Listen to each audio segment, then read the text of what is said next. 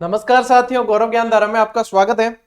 आज गुरुवार है और सबसे पहले उन विद्यार्थियों को बता दूं जो रेगुलर नहीं है और नए नए कोई देख रहे हो, तो क्योंकि अपनी क्लास जो है वो सोमवार से गुरुवार इसको लेक्चरर की चलती है, थंबनेल पे भी लिखा हुआ है, ठीक है। क्योंकि शुक्र शनि रवि को फिर आरबीएससी की क्लासे आती है, ये नहीं आती, तो उन्हें लगता है ये तो आई नहीं क्लास, तो कंटिन्यू नहीं है क्या? ऐसा नहीं है। प्लेलिस्ट पे विजिट करके देखें, सारी क्लास क्रम से क्लास नंबर वाइज है, सारे के सारे थंबनेल पे नंबर लगे हुए, ठीक है। इससे पहले मैं संत संप्रदाय वाली एक क्लास आपको करवा चुका हूं, याद हो गई ना? उसे अच्छे से याद कर लिया है? उम्मीद कर रहा हूं कि व्यवस्थित तरीके से पढ़ लिया है, याद कर लिया है। याद करने के बाद में आप कुछ प्रश्न भी देखें तो आप लोगों को पता चलेगा कि हाँ हम सही लेवल से चल रहे हैं या नहीं चल रहे हैं, ठीक है। मेरे अकॉर्डिंग तो सही लेवल से ही चल रहे हो और बढ़िया तरीके से आपकी तैयारी हो रही है। ज्यादा प्रेशर नहीं लेना है, आराम से करो तैयारी बढ़िया तरीके से। आज अपन पढ़ने जा रहे हैं कुछ और महत्वपूर्ण संप्रदाय। संत संप्रदाय से प्रश्न बहुत सारे बनते हैं और यही मतलब पार्ट है ये कल्चर वाला, जहां पे आप लोग लीड ले सकते हैं, ठीक है। अदर स्टूडेंट से, अदर स्टेट के जो स्टूडेंट होते हैं उनसे लीड ले सकते हो। देखो मथुरा और ये इधर यानी कि यूपी वाले, उनका तो कल्चर लगभग सेम ही है, तो वो तो कवर कर लेते हैं, लेकिन और भी जैसे अदर स्टूडेंट है ना, तो उनसे आप लीड ले सकते हो। अब आज अपन जो पढ़ेंगे संत संप्रदाय, वो कृष्ण भगवान के इर्द गिर्द है, यानी कि आज बांके बिहारी लाल की जय, ठीक है। इसी के साथ में शुरू करते हैं। सबसे पहले अपन साथियों पढ़ने जा रहे हैं वल्लभ संप्रदाय। आप लोग यहाँ पे ये देखोगे कि गुरुजी ये क्या लिख रखा है आपने कि ये शुद्ध अणु वाले बाल की पुष्टि श्रीनाथ देवी ने हवेली में की, ये क्या है? What is this? This is trick, ठीक है। क्या ट्रिक है और इस ट्रिक के क्या मायने हैं? ये ट्रिक आपको वल्लभ संप्रदाय पूरा ही याद करवा देता है, ठीक है। इस ट्रिक से आपको वल्लभ संप्रदाय पूरा का पूरा याद हो जाता है। फिर उसमें क्या है, फिर थोड़े से फैक्ट बचते हैं जो आप लोगों को मैं आज वैसे भी याद करवाने वाला हूं। तो ये क्या है? श्रीनाथ शुद्ध अणु वाले बाल की पुष्टि श्रीनाथ जीवी ने की। चलिए बताते हैं आपको। सबसे पहले आप लोगों को बताऊं कि ये देखो, मूल रूप से वल्लभाचार्य जी द्वारा ये स्थापित संप्रदाय था। वल्लभाचार्य जी का परिवार, फैमिली जो थी, वो तेलंगाना के ब्राह्मण थे, बिहार में आकर रहे, फिर चंपारण में इनका जन्म हुआ, फिर बिहार में रहे, मृत्यु काशी में होती है, ठीक है। और इन्होंने यहाँ पे इस वल्लभ संप्रदाय को स्थापित किया। इनके पुत्र जो है उन्होंने बहुत इनको मतलब ये कह सकते हो कि आम जन तक पहुंचाया, आगे बढ़ाया, ये कह सकते हो। विठल नाथ जी जो इनके पुत्र थे, उन्होंने इन्हें आगे बढ़ाया, ठीक है। तो ये है। अब देखो इसमें अपन थोड़ा सा है ना, विठल नाथ जी और वल्लभ संप्रदाय आपको साथ साथ ही पढ़ने होते हैं, एक तो ये ध्यान रखना, ठीक है। क्यों साथ साथ पढ़ने होते हैं? क्योंकि इनके पुत्र है, इन्होंने ही इस संप्रदाय को आगे ले गए हैं। तो एक तो क्या है, ये ध्यान रखना कि ये बाल स्वरूप की पूजा करते हैं। बाल गोपाल अपन कहते हैं ना, लड्डू गोपाल, ठीक है, वो बाल स्वरूप की पूजा करते हैं ये, ठीक है। अब देखो मैं आपको लेकर आता हूं यहाँ पे, श्रीनाथ जी के उपासक है, ठीक है ना। अब देखो शुद्ध अणु वाले, यानी कि इन्होंने जो है एक इस संप्रदाय का जो नाम दिया वो दिया शुद्धाद्वैतवाद। क्या नाम दिया? शुद्धाद्वैतवाद। शुद्धाद्वैतवाद। तो ये पूछ भी सकते हैं आपको कि शुद्धाद्वैतवाद के प्रवर्तक यानी कि इसको किसने बढ़ाया आगे? तो वल्लभाचार्य जी, ये याद रखना है, ठीक है। तो वल्लभ संप्रदाय से संबंधित है। ये क्या है? अणु। तो अणु से याद रखना है, इन्होंने अणुभाष्य पुस्तक की रचना की। क्या नाम था? अणुभाष्य। अणुभाष्य नामक पुस्तक की रचना की। अच्छा, ये वाले का क्या मतलब है? इस वाले का मतलब है कि वल्लभाचार्य जी थे। कौन थे? वल्लभाचार्य जी, जिन्होंने वल्लभ संप्रदाय की स्थापना की।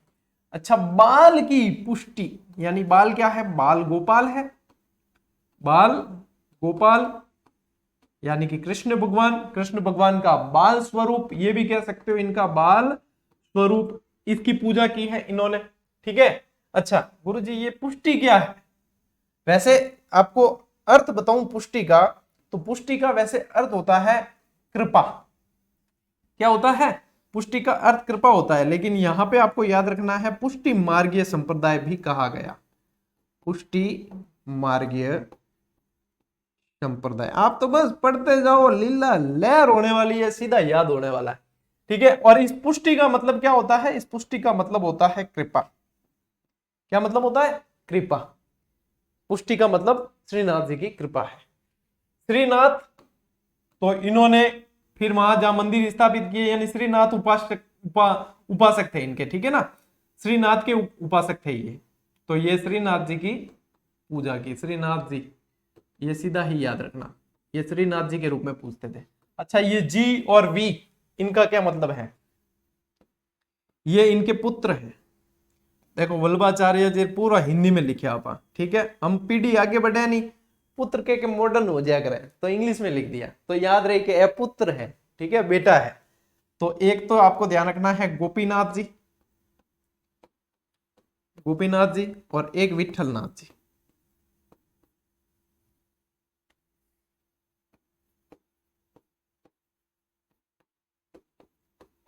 एक विठलनाथ जी, ठीक है।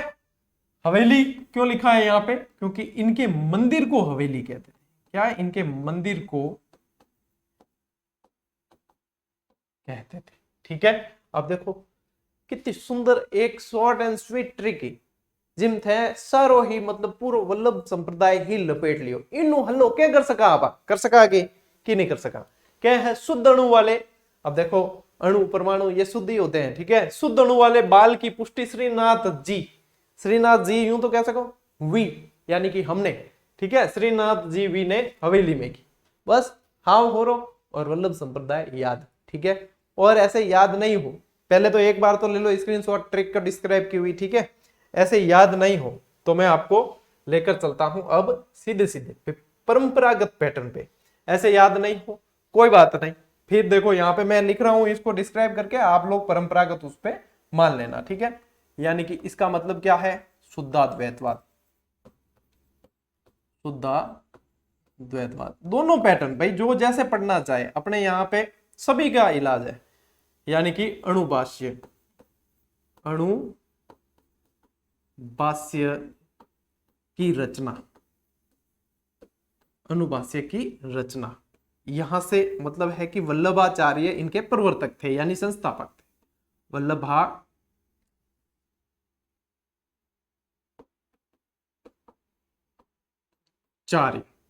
ये, यानी कि ये कृष्ण के बाल स्वरूप को पूजते थे, बाल स्वरूप को पूजते हैं कर देना, ठीक है। वल्लभ संप्रदाय वाला अभी भी तो है। पुष्टि क्या है? इनको कहा गया पुष्टि मार्गीय, इस संप्रदाय को पुष्टि मार्गीय, और पुष्टि का मतलब होता है कृपा, लिख देना, ठीक है। श्रीनाथ जी यहां पे आपने लिखने की जरूरत नहीं, श्रीनाथ जी के रूप में पूजते थे, ठीक है। ये जी से लिख देते हैं अपन गोपीनाथ,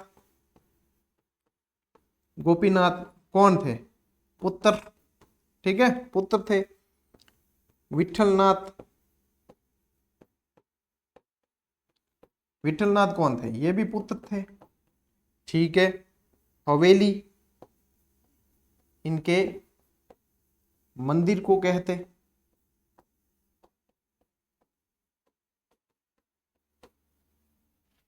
और क्या करा रहे थान याद करा दियो, और क्या करा, ठीक है।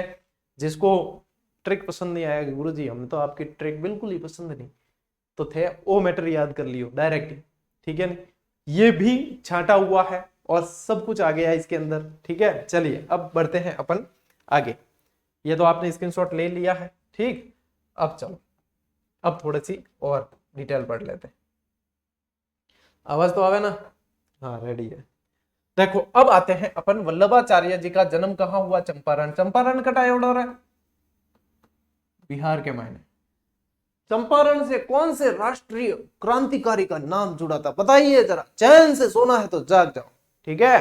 पास होना है तो क्लास टाइम पर लो, ठीक। चंपारण बिहार लीजेंड, ठीक है। सबके पास में जिनका फोटो है गांधी जी, अरे गांधी जी। खेड़ा, चंपारण, अहमदाबाद, मीन माली, ये तो सारे के सारे गांधी जी से रिलेटेड, तो चंपारण, ठीक है ना, गांधी जी से रिलेटेड। मृत्यु इनकी काशी में होती है। उपनाम इनका वैश्वानरावतार या इन्हें अग्नि का अवतार कहा गया, वैश्वानरावतार या अग्नि का अवतार कहा गया। गुरु इनके जो थे श्री विल्य मंगलाचार्य, क्या नाम था? श्री विल्य मंगलाचार्य। इसीलिए मैंने पहले कहा आप लोगों को कि ये तेलंगाना के ब्राह्मण थे मूल रूप से, ठीक है। जब क्योंकि यहाँ पे नाम ऐसे देखते हो ना तो फिर साउथ इंडियन नाम आ जाते हैं, तो फिर पता चल जाता है कि हाँ कहीं ना कहीं लिंक साउथ इंडियन रहा है। अच्छा, ये इंपॉर्टेंट है वापस, ठीक है, कि इनके ग्रंथ पूछे जाते हैं और मैंने कोशिश की है कि आप लोगों के छाट के आ जाए। षोडश ग्रंथ, पंचश्लोकी, पूर्व मीमांसा भाष्य, सुबोधिनी टीका, ये सारे के सारे वल्लभाचार्य जी के लिखे हुए ग्रंथ हैं। 4 लिखा है, 4 तो याद होने ही चाहिए, ठीक है, इससे ज्यादा मान लो करने हो वो बात की बात है, लेकिन ये 4 आप लोगों को बिल्कुल याद होने चाहिए। क्या? षोडश ग्रंथ, पंचश्लोकी, देखो संख्या ही आ गई, षोडश भी संख्या है, पंच भी संख्या है। षोडश ग्रंथ, पंचश्लोकी, पूर्व मीमांसा भाष्य, सुबोधिनी टीका, ठीक है। और इसके अलावा अणुभाष्य लिखा ही दिया था सबसे पहले, ठीक। चलिए, अष्टछाप मंडली की स्थापना की इनके पुत्र विठलनाथ जी द्वारा की गई, और इस संप्रदाय को आगे बढ़ाने का काम, यानी फैलाने का, प्रचार प्रसार का काम, ये कह सकते हो कि विठलनाथ जी ने की है। विठलनाथ जी ने भी फिर अपने जो है 7 पुत्रों के लिए 7 अलग अलग इनकी स्थापना की मंदिरों की। क्या भैया झगड़ो नहीं करना, हाँ तो अलग अलग है, अलग अलग थे, पूछ सको, ठीक है। ये अलग अलग इनकी स्थापना कर दी। और जो विठलनाथ जी ना, विठल संप्रदाय आप कह सकते हो, इनकी जो वो लाइन चलती है कौन सी, श्री कृष्णम शरणम मम।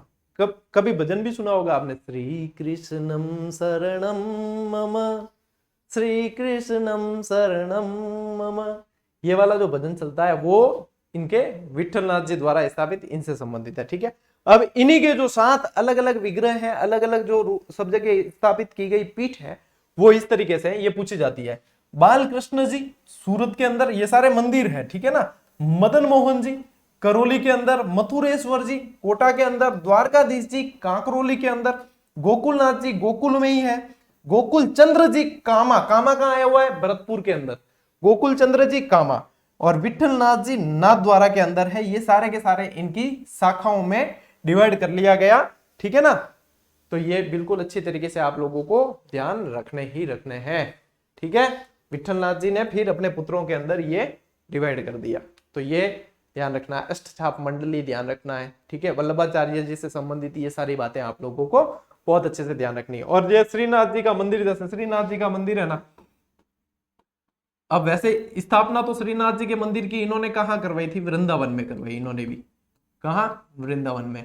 लेकिन आप लोगों को बताइए, एक तोड़ो फोड़ो अभियान का नेतृत्व करता था औरंगजेब, उसने घोषणा कर दी थी 1669 में, तोड़ दो फोड़ दो, जितने भी मंदिर दिखते हैं सबको तोड़ दो। फिर वहां से गुसाई दामोदर और गोपीनाथ और वो लेकर यहां से मूर्ति फिर भागे थे, वहां से कृष्ण भगवान की मूर्ति है ना। विठलनाथ जी ने गोसाई की उपाधि धारण की थी, मतलब इनको पदवी मिली हुई थी। फिर इनके पुत्र जो है वो सारे गुसाई कहलाए, ठीक है। तो वो वहां से मूर्ति लेकर भागे, पहले आकर रुके थे जोधपुर कदम महल के यहाँ पे रुके थे। फिर बाद में ये रिक्वेस्ट भेजी कहाँ, राज सिंह जी के पास। राज सिंह जी को जब बात पता चली, राज सिंह जी ने कहा कि 1 लाख हिंदुओं के सिर कटा सकता हूं, लेकिन मेरे कृष्ण भगवान की मूर्ति को इनको छूने तक नहीं दूंगा, ठीक है। तो ये फिर इन्होंने वहां पे सिंहाड़ के अंदर स्थापना करवाई, और वहां पे अब श्रीनाथ जी नाथ द्वारा के नाम से जाना जाता मंदिर। तो ये इस तरीके से ये सब घटनाक्रम चला था, ठीक है। ले थे स्क्रीनशॉट ले, याद करने वाली चीजें यही है, बाकी समझने वाली है। चलो भाई, ओके। रामानुजा संप्रदाय, रामानुज संप्रदाय, रामानुजाचार्य जी द्वारा स्थापित है रामानुज संप्रदाय। अब देखो, जैसा आप यहाँ पे नाम पढ़ लेते हो ना, उसी से पता चल जाता है कि इन्होंने ना श्री कृष्ण की जगह श्री राम की पूजा की, लेकिन की माधुर्य भाव से। माधुर्य भाव यानी कि जैसे राधा कृष्ण की पूजा की जाती है, वैसे सीता राम की, राम सीता की पूजा की, तो माधुर्य भाव की भक्ति थी, ठीक है। तो यहाँ पे आप लोगों को ध्यान ये सब थोड़ा सा रखना पड़ेगा। माधुर्य रूप से पूजा की किसकी, राम सीता की, किसकी, राम सीता की, यानी कि राधा कृष्ण की कैसे पूजा करते थे वैसे की है। संस्थापक रामानुजाचार्य, क्योंकि देखो भक्ति आंदोलन की शुरुआत साउथ से होती है, ज्यादा दक्षिण भारत से होती है, ठीक है। दक्षिण भारत से उत्तर भारत में लाने वाले जो संत थे उन्हें कहा जाता है रामानंद जी, और रामानंद जी भी इस संप्रदाय से संबंधित है, यानी कि रामानुजाचार्य जी के शिष्य थे। रामानुजाचार्य के शिष्य थे कौन, रामानंद जी, रामानंद जी। अब ये रामानंद जी, अब देखो यहां रामानुजाचार्य की यदि बात करें तो इनके गुरु कौन थे, यमुनाचार्य। अब गुरु शिष्य की देखो कड़ी यदि जोड़ना चाहो तो यमुनाचार्य के शिष्य रामानुजाचार्य, रामानुजाचार्य के शिष्य रामानंद जी, और रामानंद जी के शिष्य फिर आएंगे कृष्णदास पयोहरि, और कृष्णदास पयोहरि के शिष्य फिर आएंगे अग्रदास जी। एक ही स्लाइड पे सारे गुरु शिष्य दे रखे हैं, 5 पीढ़ी दे दी। ठीक है, चलिए देखो अब ये ध्यान रख लेना, उपास्य देव भगवान राम, और भक्ति कैसी, माधुर्य भाव की। समझ में आ गया माधुर्य भाव? ठीक है। इनका जो ग्रंथ है वो श्री भाष्य के नाम से जाना जाता है। याद कैसे रखोगे? जय श्री राम, जय श्री राम, तो श्री भाष्य आगे आएगा श्री राम। ठीक है, कब भी आपने सुना है जय राम? नहीं, जय श्री राम। यही तो भाई याद करवाने के लिए यही तो चीजें ध्यान रखनी है आप लोगों की, याद कैसे होगी? जय श्री राम। चलिए, उपनाम रामावत संप्रदाय। ठीक है, उपनाम क्या है? रामावत संप्रदाय भी कहते हैं और रामानंदी संप्रदाय कहते हैं। रामानंदी संप्रदाय इसलिए कहते हैं क्योंकि दक्षिण भारत से उत्तर भारत में लाने वाले रामानंद जी थे, तो रामानंदी संप्रदाय के नाम से जाना गया। ठीक है, चलिए, राजस्थान में इनकी 2 शाखाएं हैं, एक तो गलता जयपुर के अंदर, एक रेवासा सीकर के अंदर। गलता जयपुर और रेवासा सीकर, हाल फिलहाल में इन दोनों शाखाओं के बीच में भी वाद विवाद चल रहा है। ठीक है ना, ये भी ध्यान रखना। अब देखो ये जो 2 राजस्थान की शाखाएं हैं इनको देखो, गलता जयपुर के अंदर वाली देखना, यहां पे जो शाखा स्थापित की है वो कृष्णदास पयोहरि द्वारा स्थापित है। अच्छा, कृष्णदास पयोहरि किसके शिष्य थे? रामानंद जी के शिष्य थे। किसके शिष्य थे? रामानंद जी। इनके गुरु कौन है? रामानंद जी। इनके नाम के आगे जो पयोहरि लगा हुआ है ना, ये पयोहरि, पयो मतलब पर्यायवाची पढ़िया हुई थे, पय किने के? दूध, सिर्फ दूध का सेवन करते थे, इसलिए इनको कहा पयोहरि, के सिर्फ दूध का आहार लेते थे, तो ये कहलाए कृष्णदास पयोहरि। ठीक है, यहां पे आप लोगों को यह ध्यान देना है कि यहाँ जयपुर में इन्होंने मान सिंह जी के गुरु थे एक योगी चतुरनाथ, इनको शास्त्रार्थ में पराजित किया था। शास्त्रार्थ समझते हो? शास्त्र विद्या के अंदर देखो विद्वानों की लड़ाई कैसे होगी भैया, अपा जड़ा अगर नोड़ कुटित जानी तो अब दे घुमो दे मुक्का लात चल जाए। ठीक है, और विद्वानों की लड़ाई कैसे होगी? विद्वानों की होगी बिल्कुल शास्त्रों की बातें होगी। भैया आपने कितनी पढ़ाई की, कितना क्या किया, यूं है ना, वहां पे बातें होती। तब शास्त्रार्थ, तो पराजित किसमें किया है? शास्त्रार्थ में। एक बालक ने मुझे कहा कि सर आप बार बार अपने लिए, एक बालक क्या बहुत जने कहते हैं, बार बार अपने लिए मंदबुद्धि शब्द का प्रयोग क्यों करते हो? कि आप हमें पढ़ा रहे हो, हम आपसे पढ़ रहे हैं, इतने साल आपने 1100 प्लस क्लासेस दे दी, फिर भी आप मंदबुद्धि शब्द का प्रयोग करते हो कि मैं मंदबुद्धि, मैं मंदबुद्धि। हमें अच्छा नहीं लगता, आप मंदबुद्धि क्यों कहते हो? मैं मंदबुद्धि अपने आप को मनाने के लिए कहता हूं, क्योंकि जिस दिन मेरे अंदर ये भाव आ गया ना कि मैं विद्वान हूं, मेरे अंदर बहुत विद्वता है, तो शायद मैं पढ़ा नहीं पाऊंगा, कि वो कहीं ना कहीं घर कर जाएगा अंदर कि ये चीज मैं इतना जानता हूं, वो कुछ नहीं जानता। मैं ये समझता हूं मैं हर रोज सीखता हूं और हर रोज सीख कर सिखाता हूं, और ये भाव जो है जब तक इस शरीर के अंदर आखिरी सांस चले तब तक रहना चाहिए, तब मैं सिखा पाऊंगा। नहीं तो, और मैं सीख भी पाऊंगा, नहीं तो मैं सीखना छोड़ दूंगा, और मैं सीखना छोड़ दूंगा तो मैं सिखाना भी छोड़ दूंगा, फिर कैसे सिखा पाऊंगा? जब मेरे अंदर ये भाव आ गया मैं तो विद्वान हूं, मेरे अंदर विद्वता भरी है, तो आदमी खत्म हो जाएगा। इसलिए मैं मंदबुद्धि ही ठीक हूं, जितना मंदबुद्धि हूं उतना सीखने की कोशिश करूंगा, और मेरे स्टूडेंट भी तो मंदबुद्धि है सारे, तो वो भी सीखेंगे।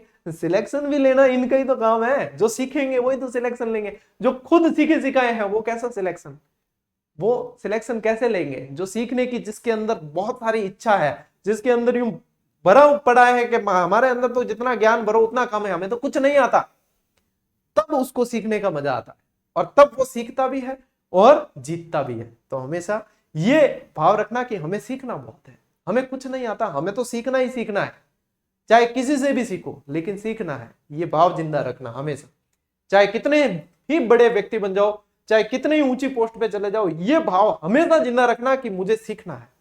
मेरे सीखने की जो है जिज्ञासा या ललक कभी भी शांत हो ही नहीं सकती। मैं अज्ञानी हूं, अज्ञानी ही रहना हूं, ये सोचोगे तो हमेशा सीखते रहोगे। नहीं विद्वता तो भैया गोडा भी दे, ठीक है, अच्छी जाए। चलिए, रेवासा सीकर देखो, आज मैंने जवाब आप लोगों को बताया क्योंकि काफी सारे बच्चे मैसेज करते हैं। रेवासा एक झील भी है सीकर के अंदर, ठीक है, रेवासा सीकर। यहां पे जो स्थापना की है वो अग्रदास जी ने की। किसने की है? अग्रदास जी, ठीक है। श्री राम की भक्ति यहां माधुर्य भाव से यहां पे भी की गई, ठीक है। इसीलिए इसको क्या कहा गया, रसिक संप्रदाय कहा गया। क्या कहा गया, रसिक संप्रदाय। गुरु इनके कृष्णदास पयो हरि, जो ऊपर यहां पे अपन ने पढ़ा है, ठीक है। तो ये चीज है। तो ये रसिक संप्रदाय वाला स्पेशली पूछा जाता है कि कौन सी शाखा, ठीक है, ये शाखा है अलग अलग, कौन सी शाखा रसिक संप्रदाय कहलाती है, तो रेवासा सीकर वाली। ये बिल्कुल आसान है याद, मतलब देखो गलता जी वाली है कौन, ठीक है, अटके हैं, आई है, ठीक है। ये चीजें छोड़ी उड़ी है, मैं इंगे मैं दी उड़ी है कि अकॉर्डिंग है, अकॉर्डिंग मैं खोल दूं इन बाद में थार काम हो जाए आसान। थे लियो स्क्रीनशॉट। अच्छा, इस गलता के नाम बता दूं क्या, और ये गालव ऋषि की तपोभूमि है, किसकी, गालव ऋषि। भूल जाता हूं बताना कई बार, ठीक है, गालव ऋषि। इसे गलता जी को उत्तर तोताद्री भी कहते हैं। क्या कहते हैं, उत्तर तोताद्री। इसे मंकी वैली भी कहा जाता है। मंकी वैली क्यों कहा जाता है, मंकी वैली तो सिर्फ एक ही बात है, मंकी ज्यादा है। गलता जी में हकीकत में मंकी ज्यादा है, बंदर खूब ज्यादा है। एक तो गलता जी, एक वृंदावन, वृंदावन कभी नहीं भूलू मैं, ठीक है। एक विद्यार्थी ने कल बहुत अच्छा कमेंट किया कि सर आपका चश्मा बंदर लेके गया ना, वहां पे चश्मा, टोपी और क्या चीज बताई उसने, एक और चीज बताई, चश्मा भी ले जाते हैं बंदर वहां, टोपी भी ले जाते हैं, और कुछ एक और है जो वहां मतलब उसके लटक जाते हैं, मतलब वो जो पहन के जाते हैं, तो कोई ऐसा, वो इसलिए कि वहां के हीरो, वहां के जो हीरो है वो सिर्फ कन्हैया है, वो सिर्फ कान्हा है, दूसरा वहां हीरो बनकर नहीं जा सकता, इसलिए बंदर खींच लेते हैं। बढ़िया बात लगी मुझे, अच्छा लगा कि वास्तव कन्हैया हीरो है तो फिर क्या बात, कन्हैया हीरो है तो फिर सारी बात आ गई, फिर तो सब कुछ आ गया, फिर और क्या चाहिए। और उनके सामने तो हमारे हजारों चश्मे ले जाएं यदि बंदर, तो भी क्या बात है, ठीक है। चलो बहुत बढ़िया बात करी आपने भी। हाँ, ये लो आप स्क्रीनशॉट, अपन बढ़ते हैं आगे। चलिए, दासी संप्रदाय, कन्हैया की बात हो रही है और कन्हैया कन्हैया ही हो रहा है क्लास के अंदर। दासी संप्रदाय, एक और कन्हैया की दीवानी देखो, किसने स्थापना की, मीराबाई ने की। दासी संप्रदाय की स्थापना किसने की, मीराबाई ने। पहन के लो, ले लो, मीराबाई द्वारा स्थापित है। मीराबाई के जन्म से संबंधित बहुत पूछा जाता है, ठीक है। कुड़ की पाली में इनका जन्म हुआ है। कहां जन्म हुआ है, कुड़ की पाली। मेवाड़ के राजवंश में इनकी शादी हुई है, ठीक है, भोजराज के साथ में, ठीक। खातोली के युद्ध में जो इनके पति जो है वो वीरगति को भी प्राप्त हुए। यहाँ पे ध्यान रखना, जन्म कहां, कुड़ की पाली।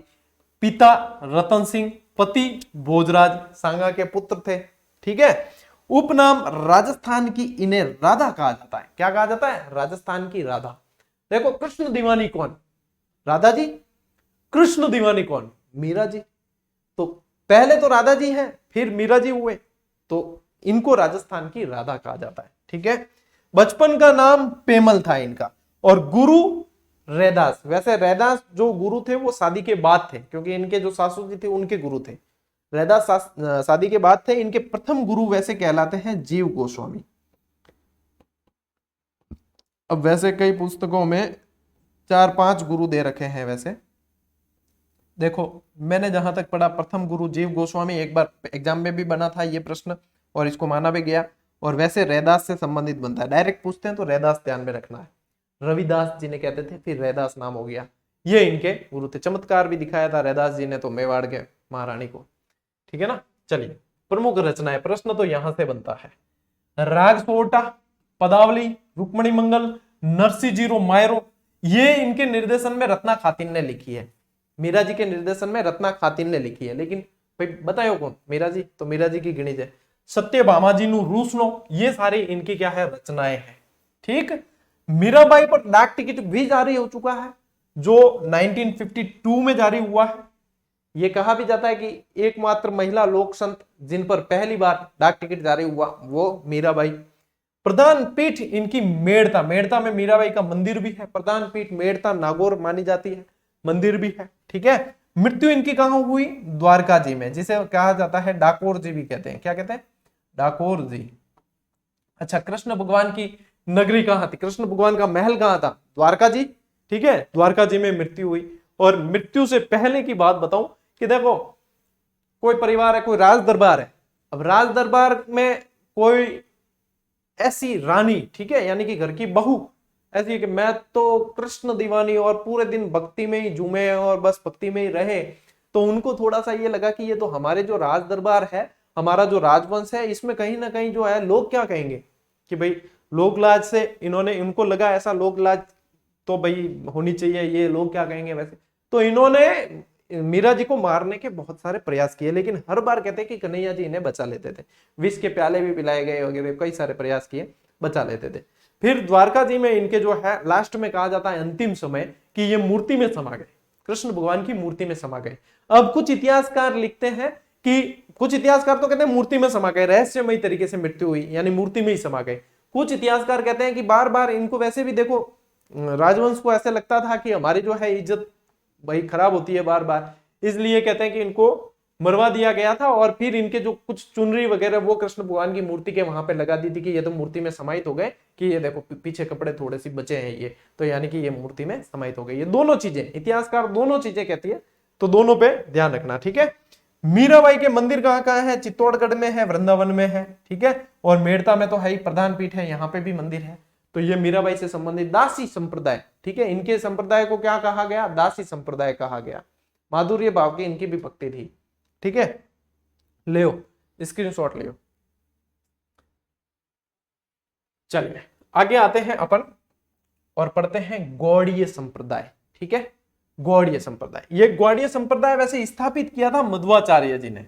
किसने स्थापित किया था? मध्वाचार्य जी ने। इसे द्वैतवाद के नाम से भी जाना गया। किसके नाम से? द्वैतवाद के नाम से भी जाना गया। इनके इस संप्रदाय को प्रचार प्रसार यानी आगे बढ़ाने वाले थे, जो थे सबसे ज्यादा जिसने बढ़ाया वो थे गौरांग महाप्रभु।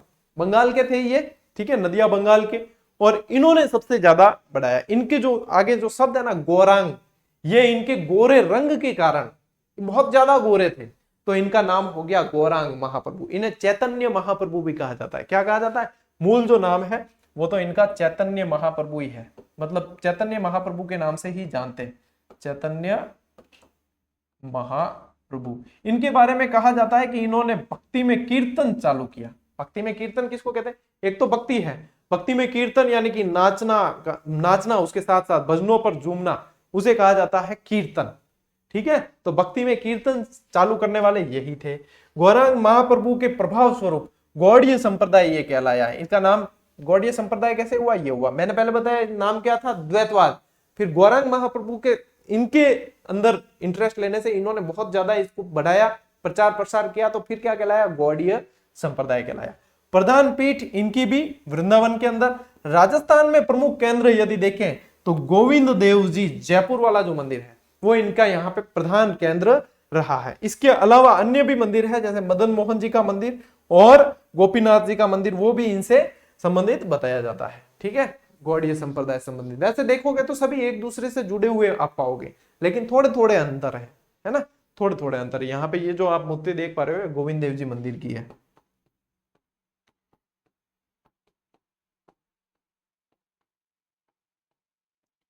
गोविंद देव जी, ठीक है, याद रह जाइए, राखड़ो भी पड़ी, ठीक है। ले थे स्क्रीनशॉट ले, बस बड़ा आगे। संत संप्रदाय देखो व्यवस्थित तरीके से चल रहे हैं अपन, ऐसा नहीं कि जल्दबाजी कर रहे हो। आज की क्लास भी पूरी होगी, देखो अगली स्लाइड आती है तभी मुझे भी पता चलता है कि पूरी होगी, जबकि स्लाइडें तो पता है हम ही बनाते हैं, लेकिन वो एक फ्लो होता है ना, वो पता ही नहीं चलता। मैं कभी क्लास ऐसे इस ढंग से या इस चीज को दिमाग में रखकर नहीं लेता हूं कि ये क्लास ऑनलाइन जाएगी। मैं लेता हूं कि ये क्लास विद्यार्थी ऑफलाइन देखे। वैसे ही विद्यार्थी कई बार बताते हैं सर हमारी लाइब्रेरी में, मतलब जहां से हम पानी पीने जाते हैं तो सब आपकी क्लास देख रहे होते हैं, ये भी देख रहा है, वो भी देख रहा है, ये भी। तो हमें अच्छा लगता है, हमें भी अच्छा लगता है जब विद्यार्थी इस तरीके से रेस्पॉन्स दें और इस तरीके से पढ़ें। और वैसे भी देखोगे आप तो ये शायद एकमात्र यूट्यूब चैनल है जिस पर लगभग 4 लाख विद्यार्थी पढ़ रहे हैं, और सारे के सारे कोर्स यूट्यूब पे करवाए जाते हैं, सारी की सारी क्लासेज यूट्यूब पे होती है। उन्हें ये नहीं कहा जाता कि भाई फर्स्ट ग्रेड का कोर्स जो है वो 1100 रुपए का है या 1500 का है, आप वहां से ले लीजिए और वहां से क्लासेज आपको ऐसे मिलेगी, कहते ही नहीं। सभी के लिए है, सभी के लिए सार्वजनिक बैच है, कोई भी पढ़ सकता है। पढ़ने से किसी को रुकना है ही नहीं, और पढ़ाई के अभाव में किसी को रुकना है ही नहीं, ठीक है ना। पढ़ो और बढ़ो, अपना तो यही मकसद है। चलिए आज की क्लास में इतना ही। अब मिलते हैं एक पार्ट और लेंगे अपन संत संप्रदाय का, वो मिलेगा कब? सोमवार को। तब तक सप्ताह का पूरा रिवाइज कर लेना है, ठीक है ना? सप्ताह का पूरा रिवाइज। और शुक्र शनि रवि को अपनी आरबीएससी की क्लासेज आती है, उन्हें मिस मत करना। सिर्फ आपका 15-20 मिनट 25 मिनट लगते हैं, लेकिन बहुत अच्छे तरीके से काफी सारी चीजें उसमें आप लोगों के कवर हो जाती। प्रश्न तो सभी एग्जाम में बनते हैं ऐसे कैसे, तो उन्हें मिस करते ही क्यों? नहीं करना चाहिए। आपके कौन से रुपए पैसे लगने हैं भाई? रीलो देख लो, नहीं थे डेटा तो यूं भी खर्च करो। इंस्टाग्राम पे, यूट्यूब पे, फेसबुक पे, जहां भी देखो रील रील रील रील, ये देख लिया करो तो कहीं ना कहीं अच्छी चीजें सीखोगे, नौकरी पाओगे। रील देखने के लिए रिचार्ज तो करना, मतलब अपने रिचार्ज तो कर पाओगे। नहीं, रीलें अभी देख लोगे बाद में, फिर भविष्य में क्या देखोगे? भविष्य में और अच्छी अच्छी रीलें बनेगी, तब कहां से देखोगे? तो रिचार्ज करने के लिए कम से कम किसी के मोहताज तो नहीं रहोगे। पढ़ लो, सही समय है। मतलब इसको कहते हैं बिल्कुल शांति काल। पढ़ो आराम से, एक एक चीज पढ़ी हुई आपके काम आने वाली है, ठीक है? चलो मिलते हैं अगली क्लास में, अगले वीडियो में। तब तक के लिए राम राम, जय हिंद।